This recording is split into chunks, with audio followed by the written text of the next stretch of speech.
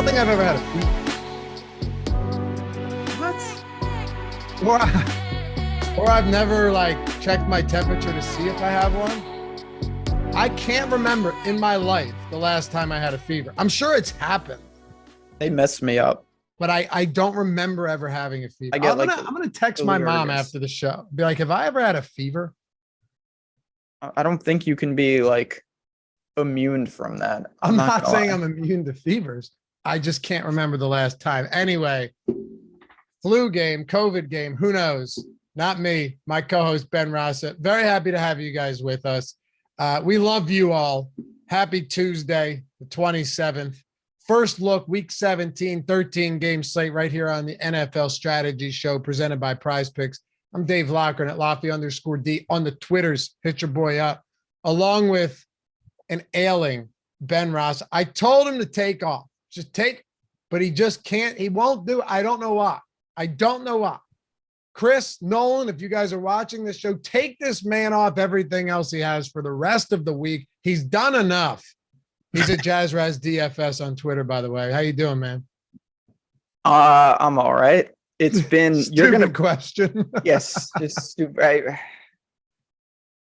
I have a long rant of what the hell's been going on with me. It's been an unmitigated disaster. We can get to that, and we're going to get to that shortly. But no, I'm happy to be here. I'm going to do a couple pieces of content, then I'm fading into the abyss until I'm healthy. But yeah, we got, 2 weeks left in the NFL season? Well, Fair yeah, game? 2 weeks left. This is the last Thursday. I just did my last Thursday night video of the week. This is how you know Ben sticks, toes the line. He actually just said that he's happy to be here. Now, maybe part of that is true. And I know that you'll pull through this. And I think you may be happy to be here just because you need to get some stuff off your chest. And I'm not talking about phlegm. No, I don't have any phlegm. So here we go. No, nothing in the chest. Okay. No, not at all. I just have a bad, not a bad fever, but a fever. And when I get a fever, I have like fever dreams. I'm like just delirious. I have the terrible chills. Scratched your cornea. So let's start from the beginning. Okay. And then we'll get into some football. I think this is well worth buckling down for. As always, appreciate you guys being with us all season long. Ben and I tell you, I know he's not feeling well, but this is our some shows you grind them out, right? You get the best content out there, best possible entertainment along the way. This one, though, we actually look forward to each week. We always talk, we like this show. It's fun. It's a cursory look, and you guys have made it what it is. So I appreciate you for that. Hit that thumbs up as well if you haven't done so yet. Subscribe to the channel. If you're listening in podcast form, ratings, reviews help us big time. Subscribe to the pod. Leave a comment here in YouTube if you're listening after the fact. And, hey, tell your friends about the channel. So it started last Tuesday. I'm just going to set it up for you and let you roll here. But it started last Tuesday on this show. Both of us felt like shit.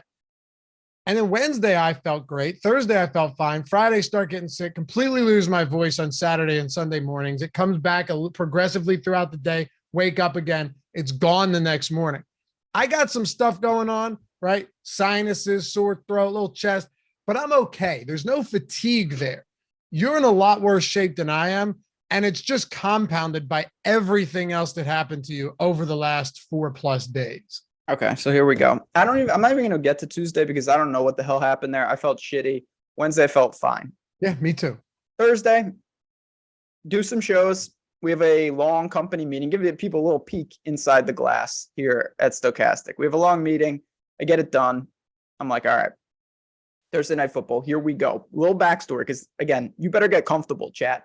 This is going to be quite a story. I'm just telling you right now.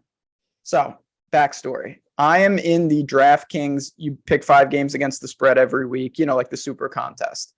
And I have a live team. I'm really up there. So it's getting serious. Obviously, there's only a couple weeks left, and you're talking about, a lot of money up top.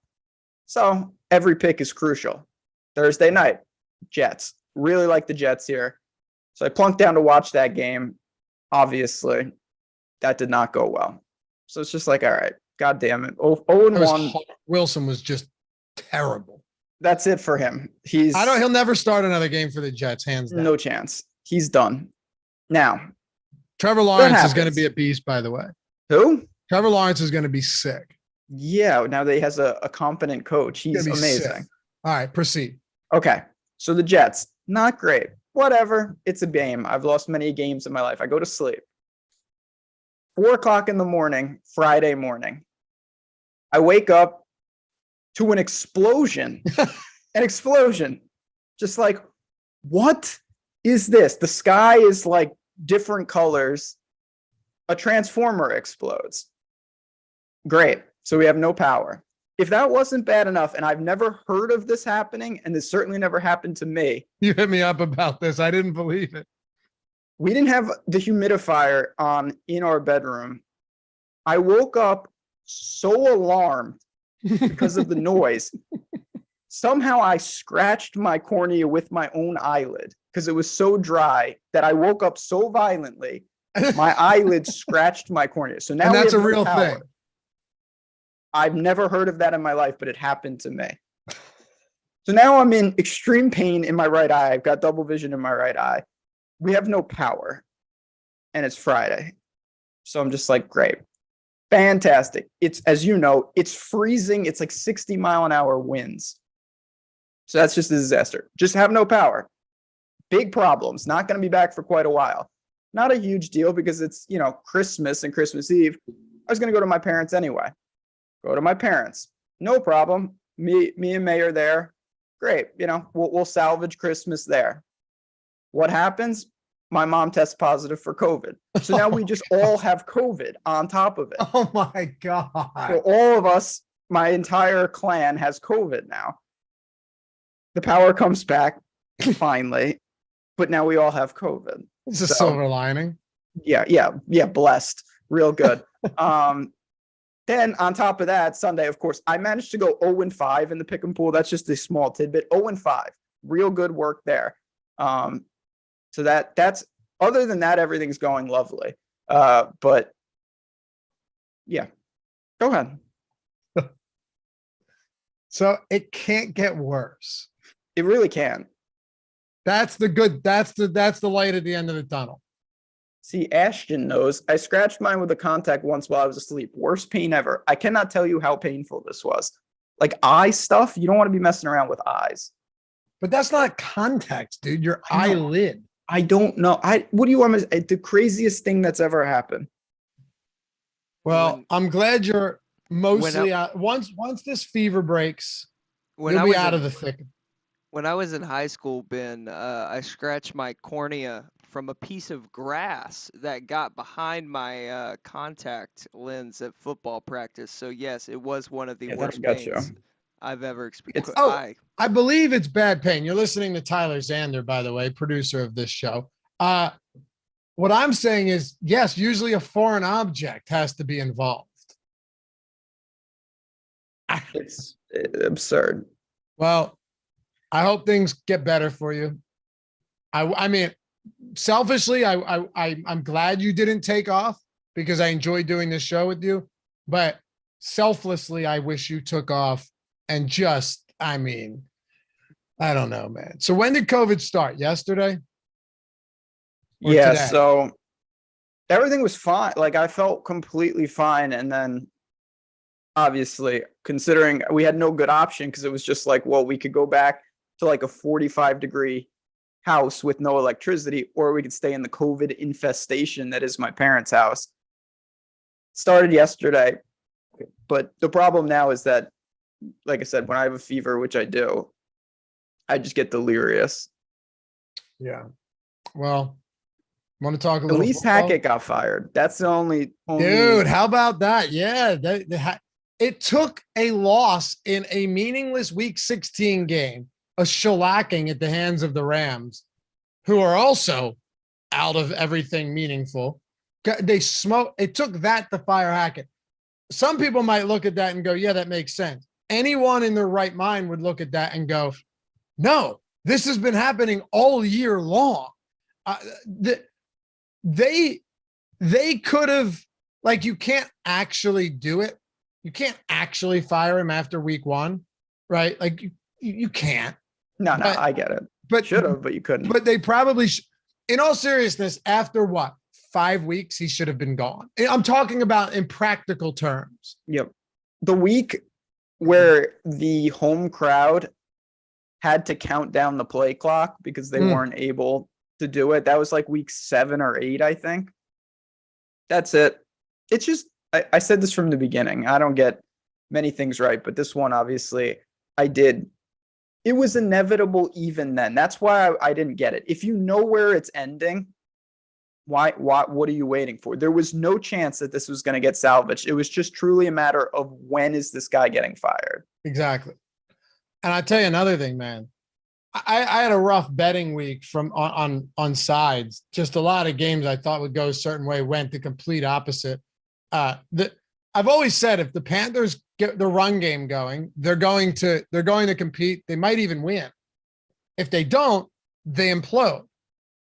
They ran for over 300 yards against the Lions. The Lions had been just shutting teams down on the ground lately. They coughed up 570 total yards in a must-win game. I mean, if that's not the Lions being the Lions, after the entire country buys in, even you were buying into the hype before you were buying in more than you were a month ago. Right? Yeah, I was. And they completely, that was remarkable how bad of a performance that was from them. So many games that just went ass backwards, sideways, whatever you want to say for week 16. It was an odd one. It really was. And, we're getting obviously down to the thick of it. And I get it.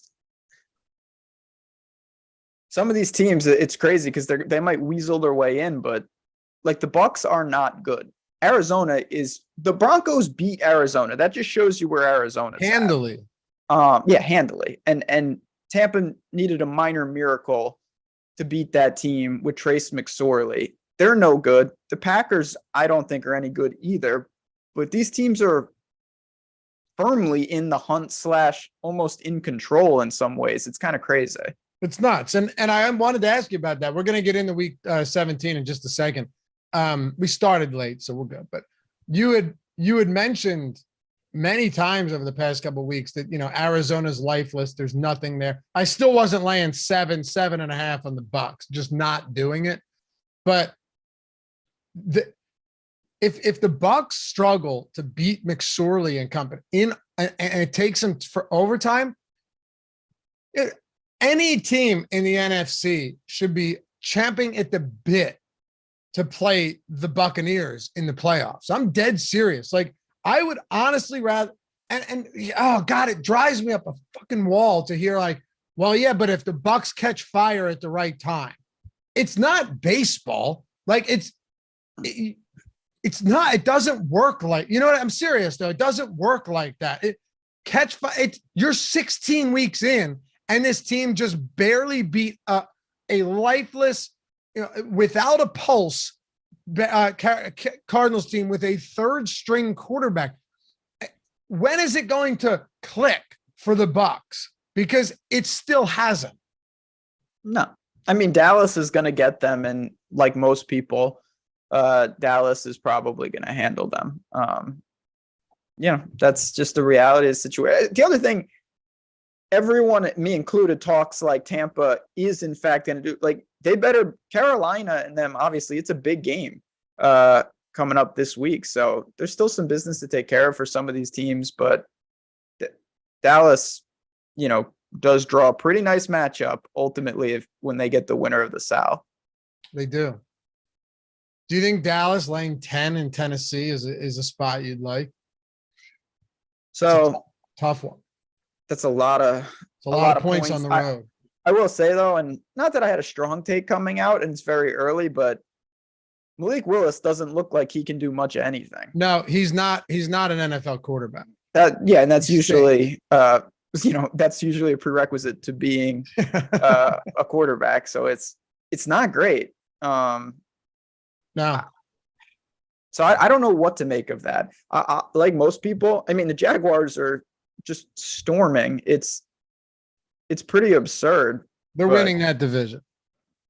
Yeah. They're winning the division. Yeah, Malik Willis, he stinks right now, dude. I had Houston as a live dog on the odd shop the other day. to come in and win that game. There, Houston too. Anyway, let's talk some week 17 here. I could go on about week 16 forever. Quarterbacks, 13, big slate here. So we got a lot to cover, no doubt about that. The quarterback position though is headlined by Mahomes. Jalen Hurts, they're saying, might push the play in this game because they need a win here to lock up the division. They just lost Lane Johnson for the rest of the regular season. That is not what you want to see. Really not what you want to see. Justin Fields at 7,900 against the Detroit team that just coughed up 300 plus rushing yards. I actually like some lower price guys and some mid-range guys, but what do you want to do with the top priced guys here? And I didn't even mention Herbert right now. Maybe you can tell me why we should, but he just really hasn't. Like, I don't think Herbert should be a 7K quarterback right now. You know, it's weird because when you look at them, they throw at the second highest clip in the league. He's got every weapon imaginable, and he's got all the talent in the world. But they're still inefficient. Yeah. One of the lower, I saw yesterday, he's got bottom 3 yards per attempt. You wouldn't think that considering he throws like 70-yard bombs. He doesn't run at all. He's a 0 in the running game. So it's tough because I at first glance, I like it, but what are you going to do with Fields? Because he draws the Lions, but it's Fields and you never know what you're going to get. And then he runs for 11 yards against Buffalo. Now it was freezing and now he's in the dome, which helps. That's the guy that right off the bat, I feel like I need to make a decision on. You want to hear something crazy about Herbert? He has, since week 4, 7 games with below 15 fantasy points. He's averaging fewer fantasy points than Jared Goff this year, and a lot less than Geno Smith per game. He's essentially, I'm not making this up. You can look at it for yourself. And I know it's just fantasy points per game, but once we're this late in the season, I don't even mind using this as a stat. We have a pretty decent sample. Sure, every NFL season is a short sample. He is basically averaging as many fantasy points per game as Daniel Jones this year. Yet he's always considerably more expensive than these guys. I just don't really see it. And sure, Herbert could come out and have a big game. You have Eckler, Mike Williams, Keenan Allen. You have all of these weapons. But despite an embarrassment of riches at the skill positions, he just isn't consistently good, man. It's crazy. But do you, I know it's not exactly what we're talking about. Do you think he's good in general? I think people keep putting them in the top 5. I mean, Hurts is above him for sure. I don't think there's any argument that Hurts is above him. Mahomes is above both of them. Allen. So what's that? Josh Allen. Josh Allen by clearly above them.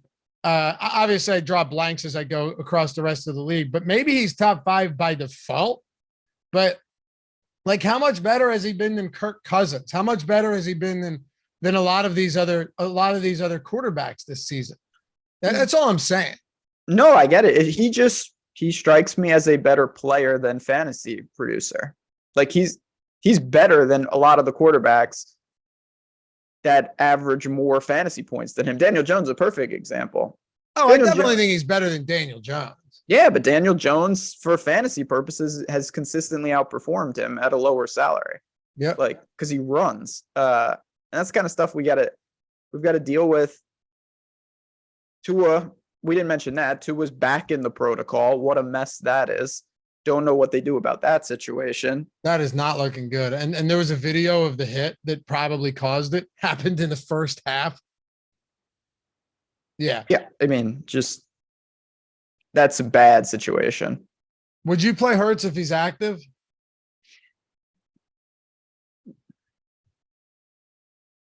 Probably not. I mean, obviously you can, but I'm not super keen to do it just because you're paying a premium. You're not getting a discount because of the unknowns. And I do worry that they could gear down with him and go run heavy if they're in control. Well, and less running with him.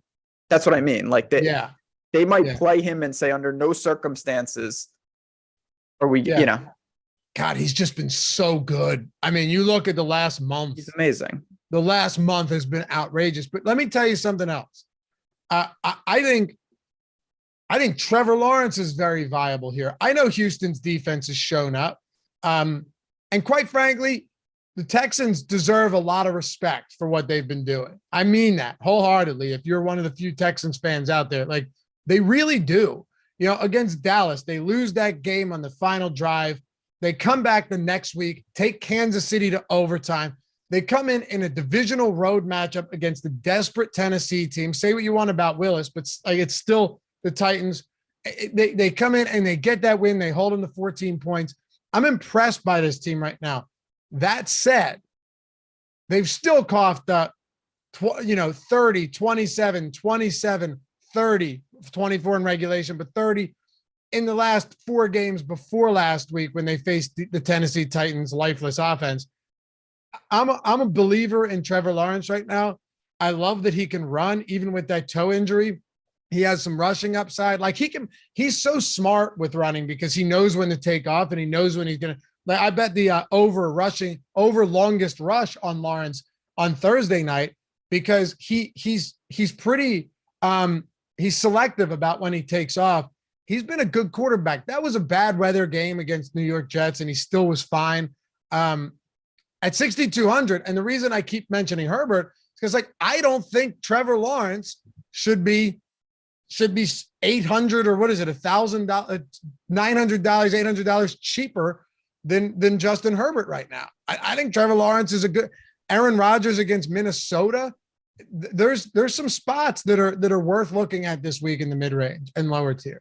Yeah, I think Lawrence will be popular. He should be. I also had that rushing prop. That was a good one. That was. Oh, did you? All right. Yeah, that was my check out the odd chopper. That was my bet of the day. Nice. On my video, and it cashed with ease. Oh, dude, first quarter, no problem. Yeah, no problem. My bet of the day yesterday cashed within the first 4.5 minutes. I was pretty happy. Such a good feeling. Yeah, the Jelani Woods over receiving. Oh yeah, he was. I didn't because I was in mega rough shape during the game. I didn't see the game, but I did see the first seconds, and I saw Jelani Woods running wild. Yeah, and then Foles imploded. But what are you doing in the mid range? I mean, Trevor Lawrence seems like the best option. You mentioned Rodgers, another lifeless team, and I don't know if it will necessarily translate as a bump up, but the Colts are lifeless too. Daniel Jones at home, gotta have it game. Like he seems more than reasonable at 5,700. Yeah, the Colts defense is actually it's crazy because they're not giving up, but maybe after yesterday they did. I don't know. They had it not been for all of the Foles interceptions and turnovers, this defense played really well. I mean, the Chargers should have scored 50 in this game, but some goal line stands. I'm with you on Jones. I have no problem with that. Yo, Mike White against Seattle, I think is fine. You want to talk about lifeless at this point? Seattle's got nothing left. I mean, I know you said it. You said they finished last in the division. Well, I didn't know that the Cardinals were just on another stratosphere. And J.J. Watt's retiring now, so I saw that. But no, you were right about them. I think Mike White's fine. I know, good. Jared Goff against Chicago, I have no issue with. At home in Detroit, this could be a big bounce back spot for them. I'm going to ask you a crazy one. All right, Baker. No, I don't want to do that. What do you make of Mac Jones against Miami at 5,000? 2 is probably out. He gets suspended. He's a pretty dirty player, huh? I don't like Mac Jones. First of all, he looks like Spieth, which always throws me off under the helmet, but that's neither here nor there. In some ways, I'll certainly not in talent, but I'll kind of correlate him to Herbert. He doesn't run. Mm-hmm. He's not going to get you the bone. Like, where is his ceiling coming from? Yeah. What has to happen for Mac Jones to have the explosion game? Now, we did see one in the middle of the year. Yeah.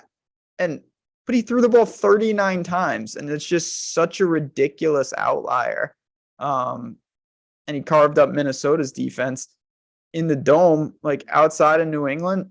I don't really see it. And I'm not going to go to Miami's quarterback, whoever that may be either. I agree.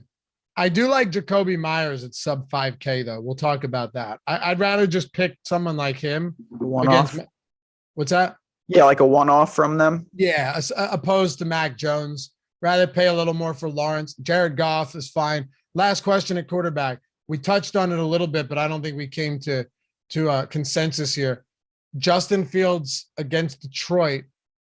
Is this a spot where you pull the trigger? Because he is, man, Buffalo shut him down on the ground. He had 11 rushing yards last game. I did not expect that. I'm not sure Detroit's capable of doing that, but he's expensive this week too. He is expensive, but I mean, this is a guy. Before that, he had 7 straight games of 20+ fantasy points. He had multiple 40-point outputs. Mm-hmm. I don't know how you just shy away from someone that we know could just run for 150 yards anytime he's out there. So it's hard to hone in on it because it's such high variance. I still think that Fields has to be strongly considered. Raymond Diaz, what's up, dude? He says, recency bias aside, I'll have some Brady in an important game. Is it recency bias, though? I mean, I don't know. So Brady, the thing that's absurd about him, you want to talk about volume, he throws the ball 50 times a game, and he still doesn't come close. They throw at the highest clip in the league, higher than the Chargers. But they are actually 1-yard passes every play.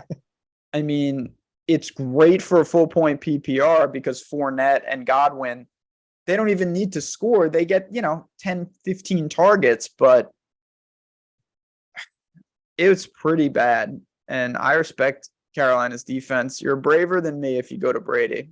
I would honestly rather go to Aaron Rodgers.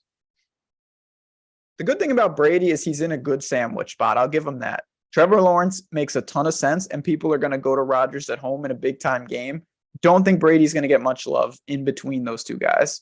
Yeah, that's true. All right, you want to talk running backs? Let's do it. All right. You're doing well, man. I'm so cold. I can't tell you how cold I am. That's a comfortable, awesome hoodie, though. It's actually, the material is much better than the print. I slept with like 8 blankets on me last night and just full burrow, and it's just shaking. I hate that feeling. Were you sweating and cold at the same time? Profusely. It's the worst. Dude. Like through my clothes, like just disgusting. Yeah, that sounds awful. You know what isn't awful? Getting $100 first match deposit bonus on Prize Picks and a free month of Stokastic Plus Platinum when all you have to do is click the link in the description or in chat and sign up. That's it. You go win some money over at Prize Picks. You put yourself in a spot where you hit all 5 of your players' props in your lineup. You 10x or you 25x if you hit all 6. Or even if you only hit 4 of 5, you still 2x. You make money back on 3 of 5, unlike traditional parlays at any other book. And you're getting all of our tools entirely free for the entirety of the month, full calendar month, not just our football tools, basketball, hockey, MMA, PGA, everything. If we have content, if they have contests out there on all these other sites, we have content for it. Plain and simple. And not just like, oh, we only have projections. No.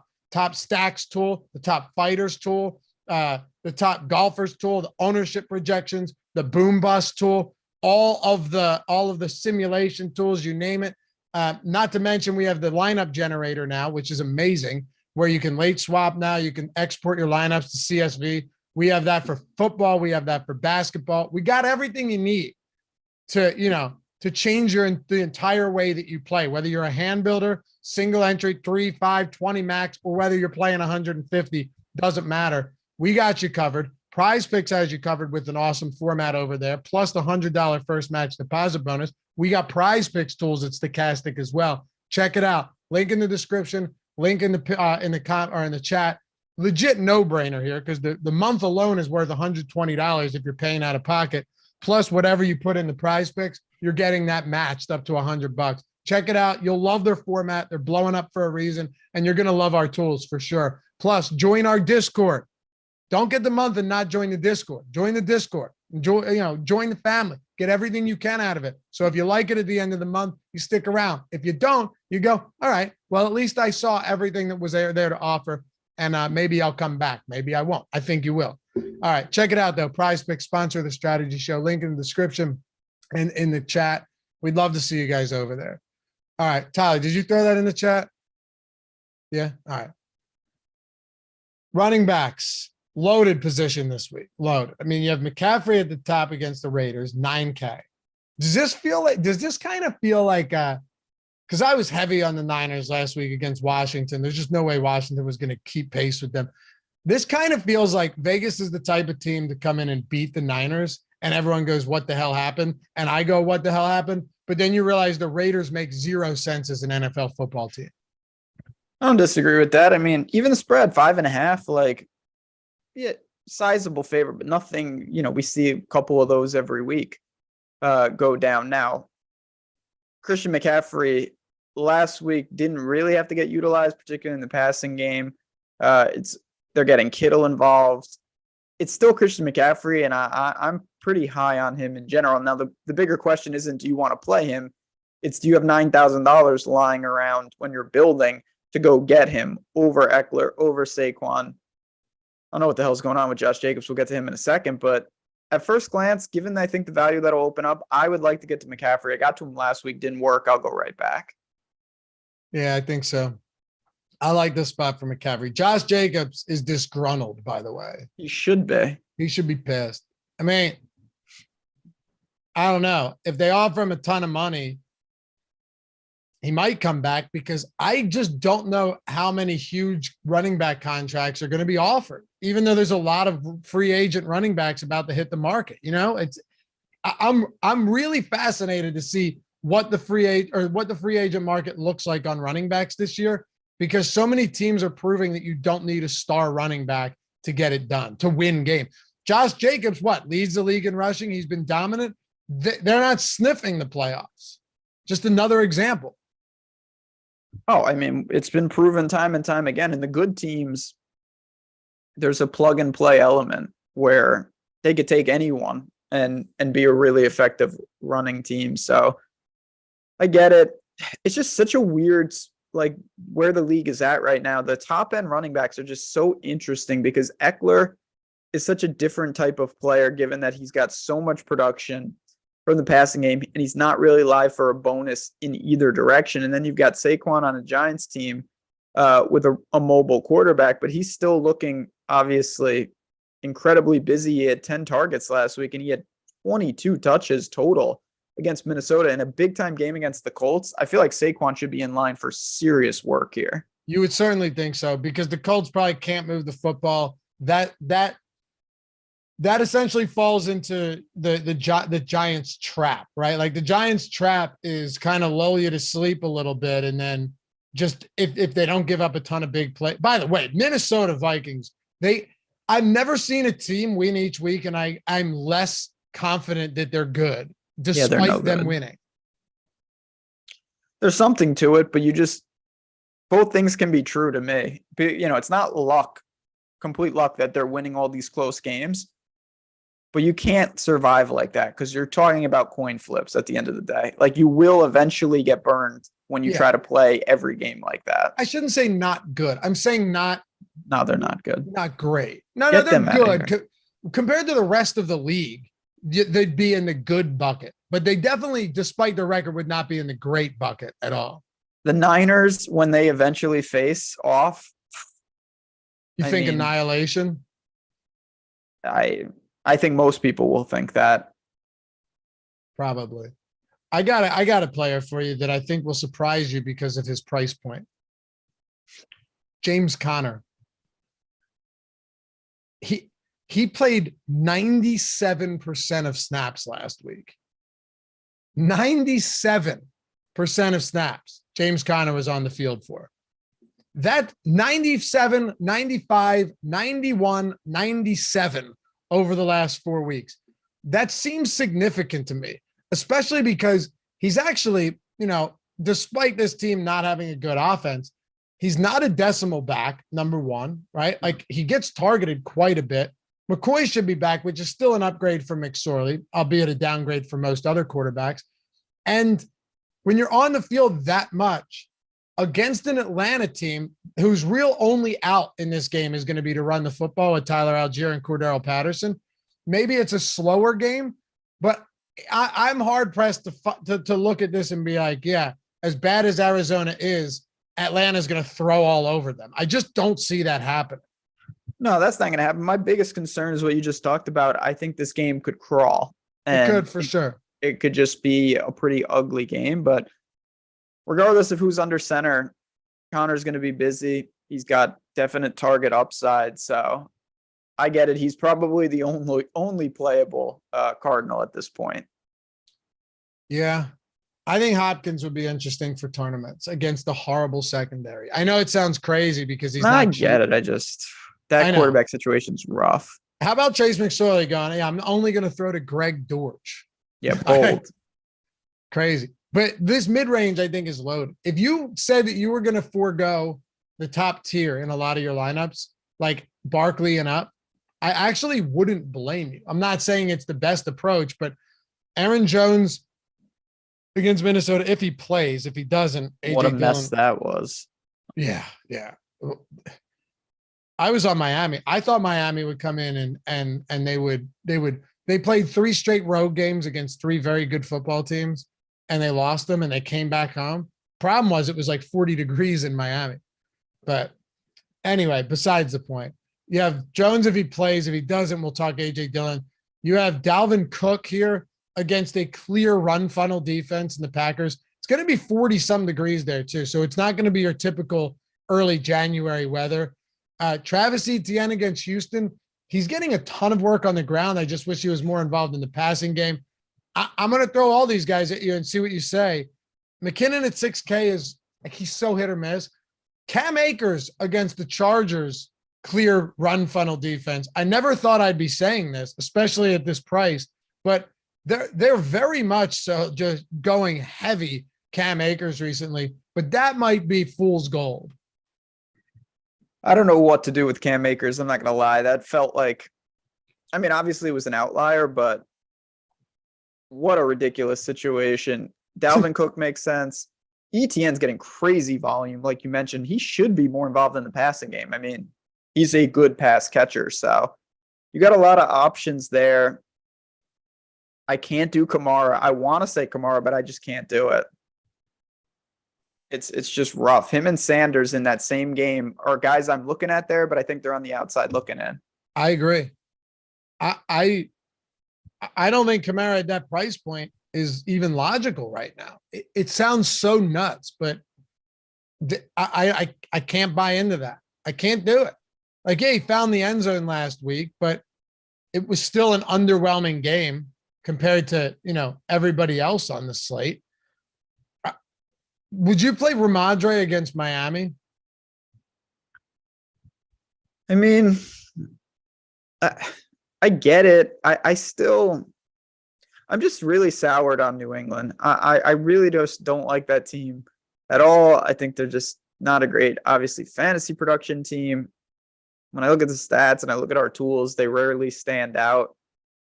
I'll probably pass for now, to be honest. Not someone I'm super interested in. Jax asks, why would Jags play their starters all game? What? Don't they need the game badly? So hold on a second. If Tennessee loses, right? By the way, is it over then?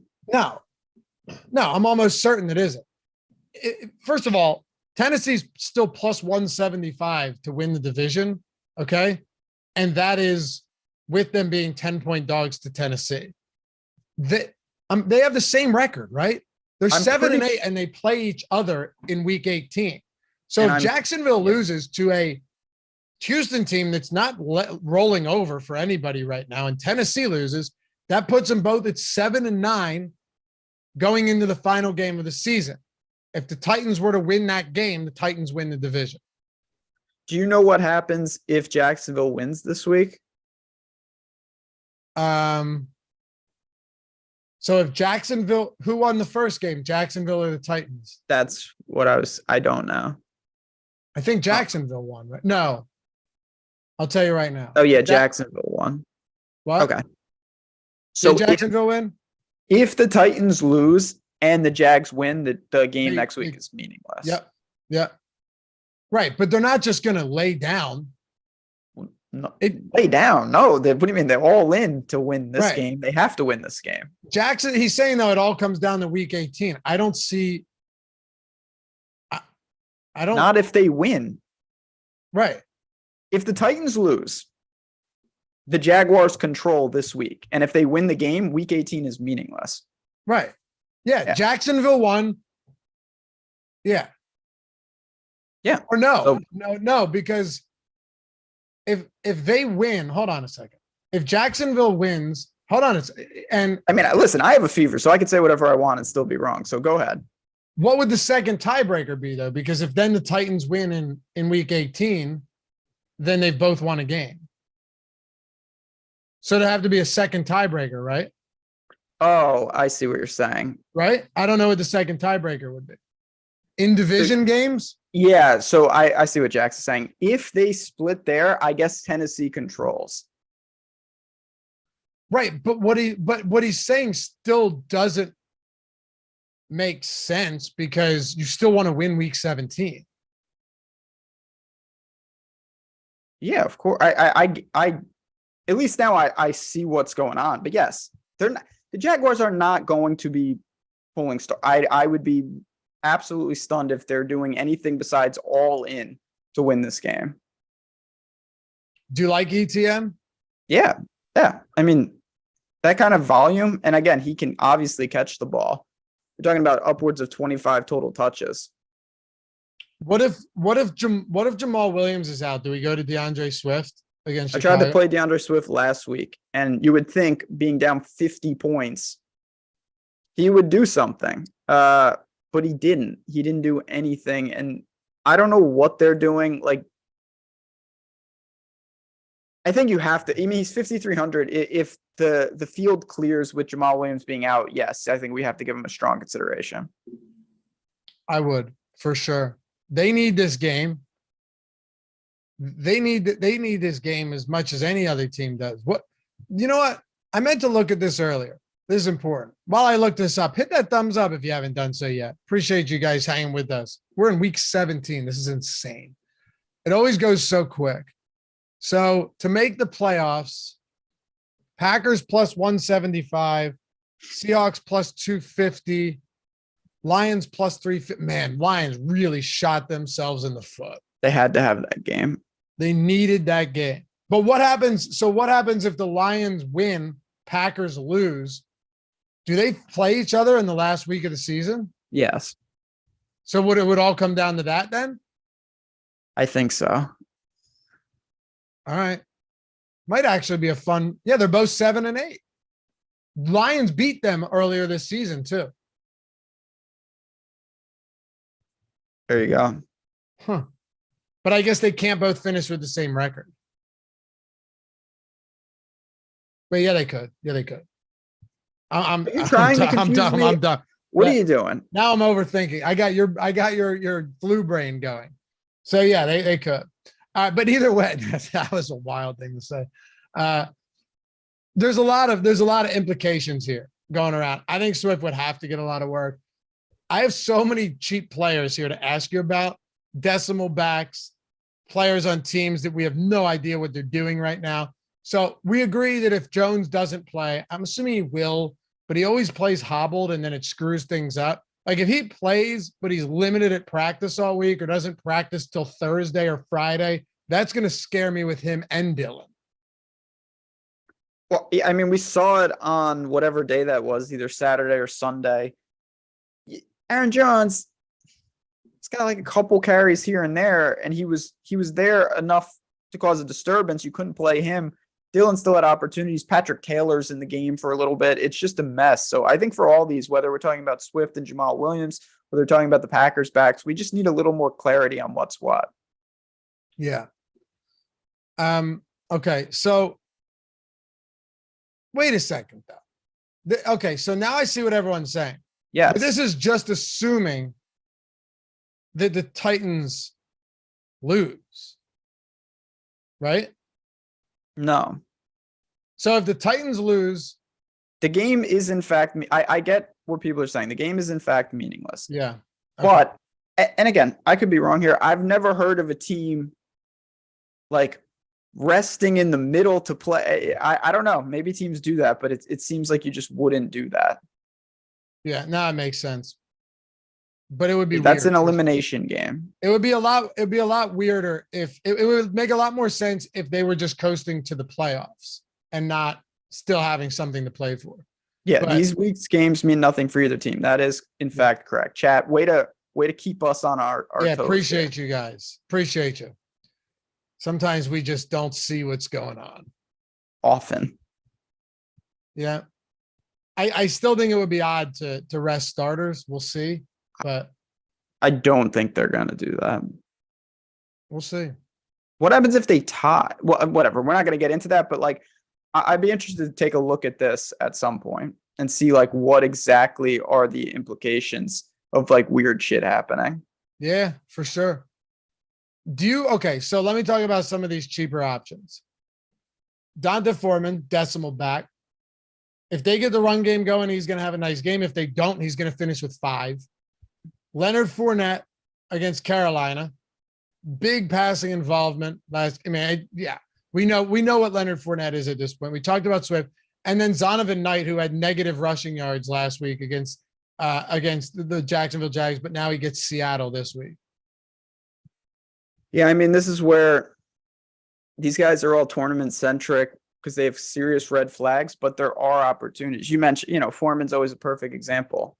Like when they get going, it's fantastic. The downside with some of these guys in terms of the floors is, 4, and that's where it gets difficult. But I don't mind it. I mean, the Tampa, as I said, Fournette is coming off a 10 target game, 20. I mean, he's got like, who else in these ranges has 30 touch upside like that? Right. I still think Leonard Fournette is very reasonable here. Zonovan Knight scares me because I think Michael Carter gets the did I say Devonta Freeman? Sorry, Donta Freeman. There is a Devonta Freeman. What? Foreman. Dude, I said Devonta Freeman. What the hell's going on around here? I think you put me in a bad spot. I definitely did. I think you're wearing off on me pretty bad. We can't figure out the tiebreakers. Now we're creating players. I should just quit now. Donta Foreman. Yesterday I was calling Bam Adebayo, Clint Capella, all this. It happens. But the bottom of the running back position is definitely yes, Mr. Digo Blue said Zonovan Knight gets Mike White back this week. Yeah, that's helpful for sure. And Seattle's just not playing well. I would say at this point though, Foreman worries me. Down at the bottom, if Jamal Williams is out, DeAndre Swift has to be in play. Fournette is in play just because he's cheap. And then A.J. Dillon against Minnesota. Zonovan Knight still worries me, even with Mike White back. I'm a little worried. Yeah, I mean, the Jets just worry me in general. It's certainly, they didn't have a functioning offense on Thursday, and they might this week, but I'm still a little skeptical of what exactly we get. And there's so many guys in this range. I don't know if you have to go there. Let's talk about wide receivers here. And then some very oddly priced defense. We always give you our favorite defense under 3K, some odd ones down there. Wide receivers, though, before we do, like I said, with Prize Picks, guys, you're getting the free month. If you can't play on Prize Picks, and I think it's not, there's a decent amount of states it's not available in. If it's not, and you want to still get access to everything and all of our tools, best, easiest, no brain way to do it, use the BetMGM link in chat or the one in the description. Because guess what? That gets you 2 free months. $10, deposit it. The way I see it is like if you have 2 minutes available to you throughout the day and you would like to turn $10 into $240 plus up to $1,000 risk-free bet, if you would like to do so and make, what is that, $120 a minute, $240 in 2 minutes by signing up, getting 2 free months, plus that's an investment, right? It's $10 into the 2 free months, which is $240 value. Now you have all of the tools that you're hopefully turning in to a whole lot more than 240, and it'll definitely be more than the $10 that you put on BetMGM. Use the link, $10 when you deposit using that link. you're going to get through this. We're almost done, man. I see you over there. $10 and put it on any game. Put it on any bet. If that bet loses, you still get your 2 free months, and whatever your bet was, you get all that money back in free bets. If it wins, you get your money and you get your 2 free months, $240 value. It's the most sound investment that you can make other than like CDs and saving accounts right now, given this economy, Ben. But yeah, check it out. BetMGM. We'd love to have you check our tools out in the process. All right. So wide receiver. Justin Jefferson's 9,500 against Green Bay. Crushed them earlier this season to kick off the year in week 1. Yeah, I mean, he that's where he should be. Having said that, it's really hard to pay that much for a guy just because there's a lot of scenarios. Yeah, if he gets, 40, 35, it's but like you get 25, I'm not sure you want to allocate almost 10K for that. So it's tricky. Again, it's almost analogous to McCaffrey. If I had the money, that'd be great. I'm not sure. That is so much money. It's a lot of money. Like, and wide receivers, as good as you can be, if they want to, they can do some things to really try to limit how much damage he can cause. It's not like a running back. So I just worry that Green Bay, given what you already talked about, these teams have seen each other 9 for 184 and 2 to open the year, his biggest game of the year.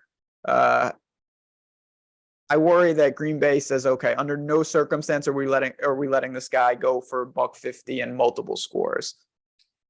Man, he's expensive. But it's funny because when you look at the rest of these top tier options at wide receiver, you got Hill against New England, probably no Tua. You have, and I know with Teddy, he had some solid performances. Don't get me wrong, but he's very expensive. Devonta Adams against San Francisco, that's not a great spot.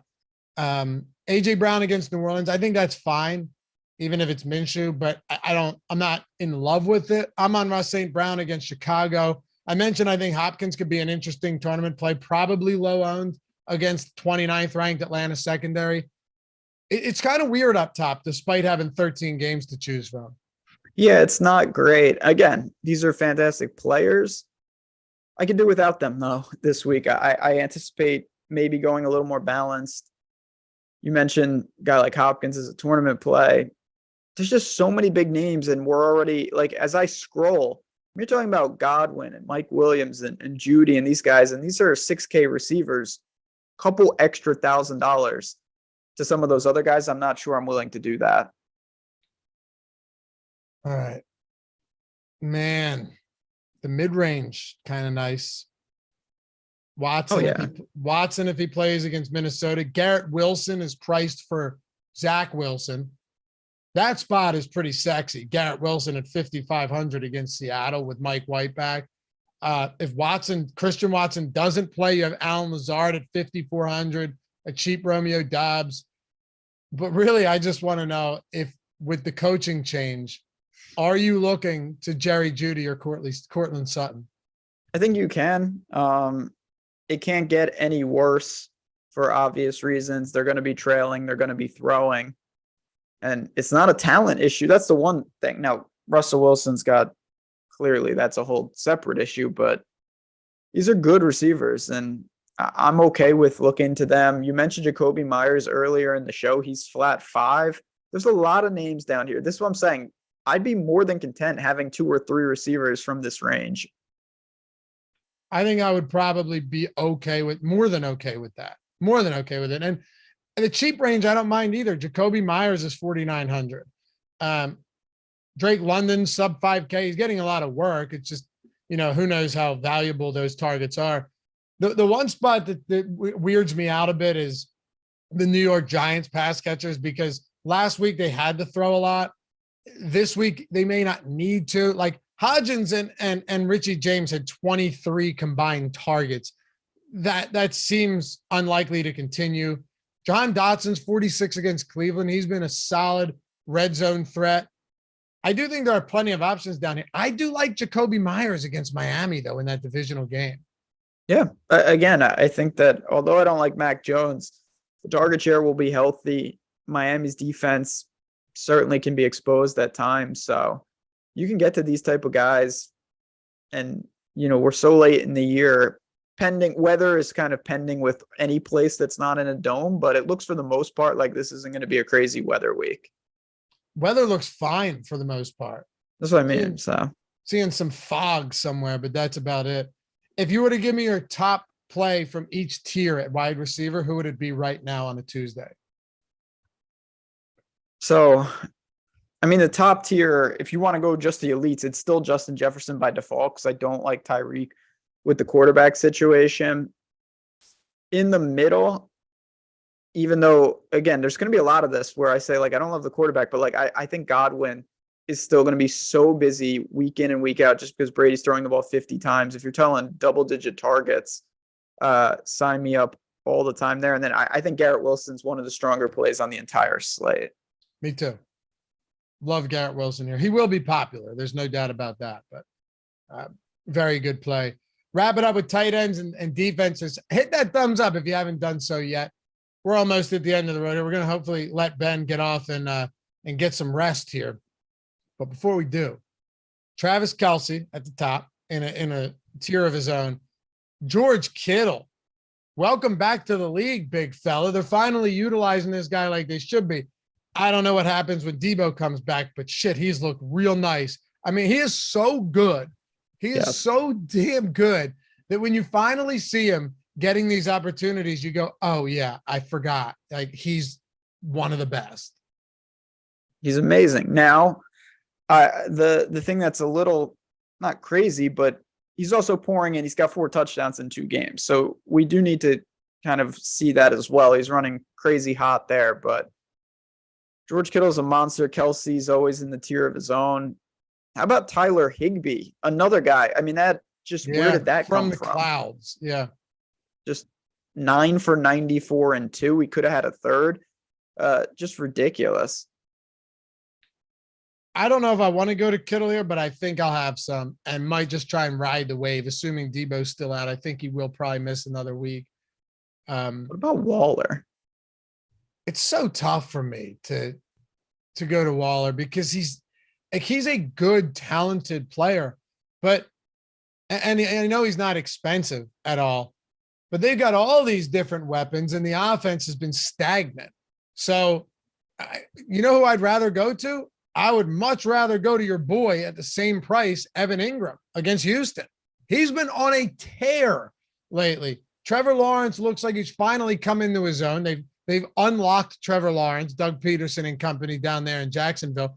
And now Ingram has 33 targets over his last 3 games, 40 targets over his last 4. He's got 7, 15, 10, and 8, 2 monster performances. One of them just slate breaking. I think you have to go back to the well with Ingram until we see otherwise. I mean, listen, the guy's had a resurgent, whatever you want to call it. You're tapping into a good game. And as Chad pointed out many a times, you got to get clarification that everyone's going to be all systems go. I expect they will be.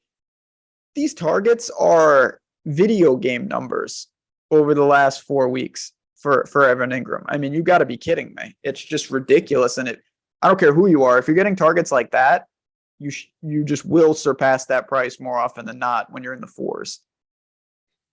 Benny said a surgeons. Yeah, I'm assuming because there's nothing to surge. There's no resurgence here. It's just the surgeons. That's fair. Cheap guys. Jelani Woods, I'll throw out there 2,800 just because he's good. He's a 6'7", 265-pound behemoth, and he's good. Might have an easier time moving the ball against the Giants than they did against the Chargers. Tyler Conklin, sub 3K with Mike White back. That's a little bit interesting to me as well. That's about all I have other than that. Any cheap options? Not, I mean, you can always make a case. The problem is now that you've got a lot of the big time tight ends, there are situations or slates where it's just like, all right, I'm going to punt tight end because I don't think anyone's going to eclipse 20, and if my guy gives me a pretty methodical and points per dollar is good, I can get away with it. When you're talking about Kelce and Kittle and Hawkinson, Higbee has exploded. Ingram's exploded. Waller's there. And Joe, like, it's hard to think that someone doesn't have a lot of raw points. So unless there's a guy in the cheap ranges that I actually think can get there on a raw point standpoint, maybe like a Cade Otton, who he had 7 targets. He couldn't materialize much, but Brady will look to him in the red zone as well. I'm just not sure I want to do that. Shane Zylstra, you see that guy last week? Just standard 3 touchdowns. Yeah, why not? I know. Like, what are we doing here? Wrap it up with the defense. There are a lot of sub 3K defenses this week that actually make a lot of sense. I was kind of surprised to see the Niners defense at 2,900. That is kind of crazy. Why is that? I don't know. Maybe I honestly do not know. I don't know. I know they're on the road. Vegas can put up some points, but that surprised me. Patriots against Miami, probably without Tua, are 2,600. That's where I was going to go. Honestly, I mean, it feels weird, but why not Carolina? Yeah. Carolina shut them down last time. I think you can make an argument. The Jets are 2,800 against Seattle. Even Atlanta. Like, I have the Falcons on there at 2,700 as well. That's what I mean. There's a lot. You can just mix and match here. You really can. All right, Ben. Feel better, man. Go get some rest. It's good to see everybody. Gonna be just fine.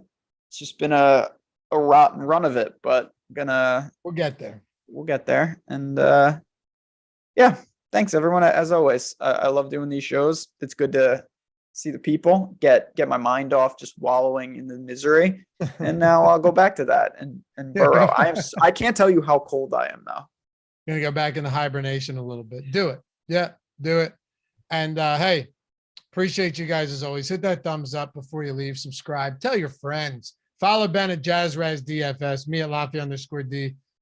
Shout out to Tyler for producing this one. We'll see you back here next week for the final first look of the regular season. Peace.